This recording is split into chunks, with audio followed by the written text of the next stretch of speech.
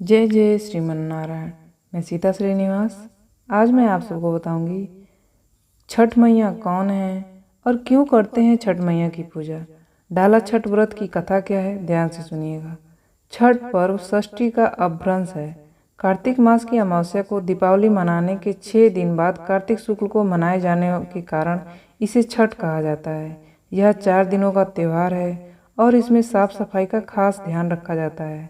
इस त्यौहार में गलती की कोई जगह नहीं होती है। इस व्रत को करने के नियम इतने कठिन हैं कि इस वजह से इसे महापर्व और महाव्रत के नाम से संबोधित किया जाता है। छठ मैया कौन है? मान्यता है कि छठ देवी सूर्य देव की बहन है और उन्हीं को प्रसन्न करने के लिए जीवन के महत्वपूर्ण अवयवों में सूर्य व जल की महत्ता को मनाते हुए इन्हें साक्षी मानकर भगवान सूर्य देव की आराधना तथा उनका धन्यवाद करते हुए माँ गंगा, यमुना या किसी पवित्र नदी में, पोखरा या तालाब के किनारे पूजा की जाती है। षष्ठी माँ यानी छठ माता बच्चों की रक्षा करने वाली देवी हैं। इस व्रत को करने से संतान की लंबी आयु का वरदान मिलता है। मार्कंडेय पुराण में इस बात का उल्लेख मिलता है कि सृष्टि की अधिष्ठात्री प्रकृति देवी ने अपने आप को 6 भागों में विभाजित किया है। इनमें 6ठे अंश को सर्वश्रेष्ठ मातृ देवी के रूप में जाना जाता है, जो ब्रह्मा की मानस पुत्री हैं, जो बच्चों की रक्षा करने वाली देवी हैं। कार्तिक मास के शुक्ल पक्ष की षष्ठी को इन्हीं देवी की पूजा की जाती है। शिशु के जन्म के 6 दिनों बाद इन्हीं देवी की पूजा की जाती है।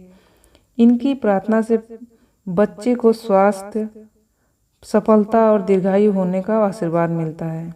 पुराणों में इन्हीं देवी का नाम कात्यायनी बताया गया है, जिनकी नवरात्रि के षष्ठी तिथि की पूजा की जाती है। छठ व्रत की कथा क्या है, ध्यान से सुनिए। कथा के अनुसार प्रियव्रत नाम के एक राजा थे। उनकी पत्नी का नाम मालिनी था। दोनों की कोई संतान नहीं थी। इस बात से राजा और उनकी पत्नी बहुत दुखी रहते थे। उन्होंने एक दिन संतान प्राप्ति की इच्छा से महर्षि काश्यप द्वारा पुत्रेष्टि यज्ञ करवाया। इस यज्ञ के फलस्वरूप रानी गर्भवती हो गई। 9 महीने बाद संतान सुख को प्राप्त करने का समय आया तो रानी को मरा हुआ पुत्र प्राप्त हुआ। इसी बात का पता चलने पर राजा को बहुत दुख हुआ। संतान शोक में वह आत्महत्या करने का मन बना लिया। लेकिन जैसे ही राजा ने आत्महत्या करने की कोशिश की, उनके सामने एक सुंदरी देवी प्रकट हुई। देवी ने राजा को कहा कि मैं षष्ठी देवी हूँ। मैं लोगों को पुत्र का सौभाग्य प्रदान करती हूँ। इसके अलावा जो सच्चे भाव से मेरी पूजा करता है, मैं उसके सभी प्रकार के मनोरथ को पूरा कर देती हूँ। यदि तुम मेरी पूजा करोगे तो तुम्हें पुत्र रत्न की प्राप्ति होगी। देवी की बातों से प्रभावित होकर राजा ने उनकी आज्ञा का पालन किया। राजा और उनकी रानी ने कार्तिक शुक्ल षष्ठी तिथि के दिन देवी षष्ठी के पूरे विधि विधान से पूजा की। इस पूजा के फलस्वरूप उन्हें एक सुंदर पुत्र की प्राप्ति हुई। तभी से छठ का पावन पर्व मनाया जाने लगा।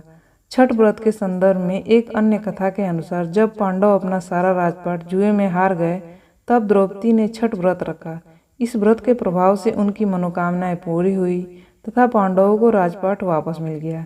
ये जानकारी आपको कैसी लगी? इस तरह की जानकारियाँ पाने के लिए आप इस चैनल को सब्सक्राइब कर दीजिएगा। आपका दिन शुभ हो, आपका दिन मंगलमय हो। माँ छठी मैया आपसे प्रसन्न रहें। इसी आशा और आशीर्वाद के साथ इस वीडियो को समाप्त करती हूँ। जय जय श्रीमन्नारायण।